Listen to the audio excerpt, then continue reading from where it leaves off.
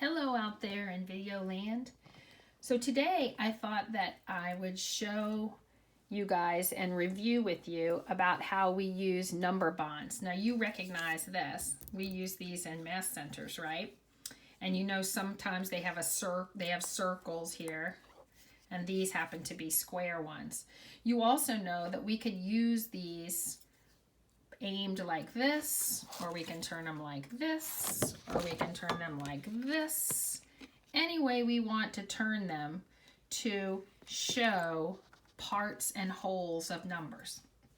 So let's just go over how to use these number bonds. So let's just say that I wanted to find some wholes by knowing the parts. So let's just say that I had the part 2 and the part 2. I can use counters if I need them. 2 and 2. So what would my whole be?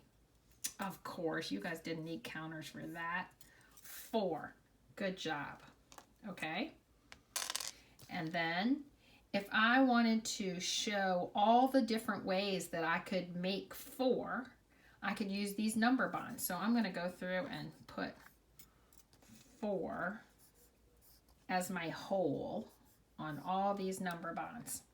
Now I've got the combination 2 and 2, right? All right, how's another way that I could make 4? What are 2 other parts I could make? If you're not sure right off the bat, you can use counters. And if you use counters, all you have to do is take out 4 of them and then put them into 2 groups. Ready?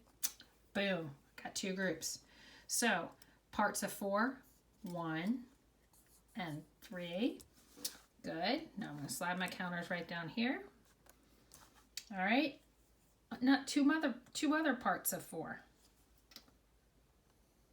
Here I'm going to put them in 2 groups. Yep. 3 and 1. Great. Okay. And then what's my last pair of parts that would make 4? I got 4. And then how many in this group over here? 0. Sure. So I've got 4 and 0. And I could also do 0 and 4. Because you know it doesn't matter what order we put these 2 parts in. They still add up to the whole. Okay, so how could we use, I'm going to erase for a second here. La la la la la la la la la la, cleaning up. Okay, almost done. I'm done. Okay. All right. So now what about if I wanted to use these number bonds to figure out a missing part? So what if I put a 5 up here for my whole and I knew 1 part? I'm going to put that. I can use my counters. These might be pretzels or Cheetos or pennies or anything you've got around your house. I'm going to get 5 of them, okay? And I'm going to put 1 in one group, and then I'm going to see how many are in the other group. Sure, 4. So 5 is my whole. My 2 parts are 1 and 4. All right, let's do another one with 5. I'm going to put 5 up here. I'm going to put 3 down here. So what's the missing part? If I had 5, and I put 3 of them in one group, how many are going to be in the other? Sure, 2. Okay, I'm going to come down here. I'm not going to use counters now. I'm going to just let you tell me the answers. Okay, my whole is 5. 1 part is 0. What's the other part? Yes, 5. Awesome. Okay. Now, what about this? Not trying to be tricky, but what about if I put 2 as one of my parts? What's the other part? Yeah, 3, of course, Mrs. Bennett. Good grief. Look, you just got it right up there.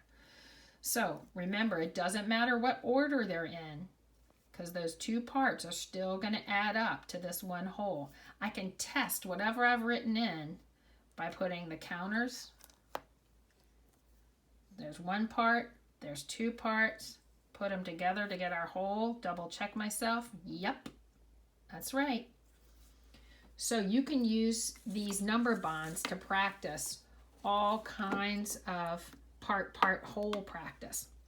Now, you can also use these number bonds. We could use them and kind of translate them or write them in a different way. I can make addition problems or subtraction problems using these number bonds, because I know that a part plus a part is going to equal the whole. So let's see if I can write addition sentences for all these number bonds I've made here. I'll look at this first one up here. All right, what should I start with? Yep, 1 plus 4 equals 5. Beautiful. Okay, tell me an addition number sentence for this number bond. I'm listening. Good. 3 plus 2 equals 5. Okay, how about an addition sentence for this number bond? Sure. 0 plus 5 equals 5. Okay, and what about this last one? Yep. 2 plus 3 equals 5. Good. Now I'm going to ask you a question. Would it be okay if I wrote 5 equals 2 plus 3? If you answered yes, you are exactly right.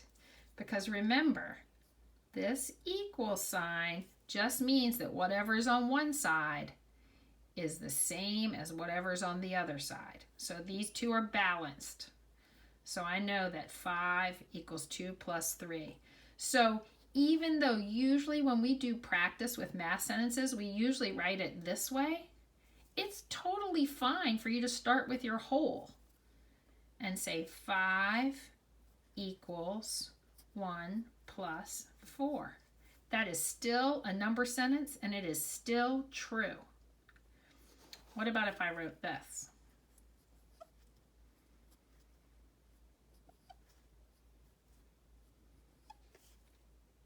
What? Yeah, no, you can't do that, Mrs. Bennett. That is not equal. That does not make a number sentence. That number sentence is not true. So, yeah, those two are not equal. Yeah, you're right. Okay, I'll get rid of that one. That was a bad mistake. That was a mistake that I made. Oopsies. Okay. Great job. So, that's how to use number bonds. And I'll do another video and we'll do some number bonds and make some subtraction sentences. Okay? All right. Have a good one.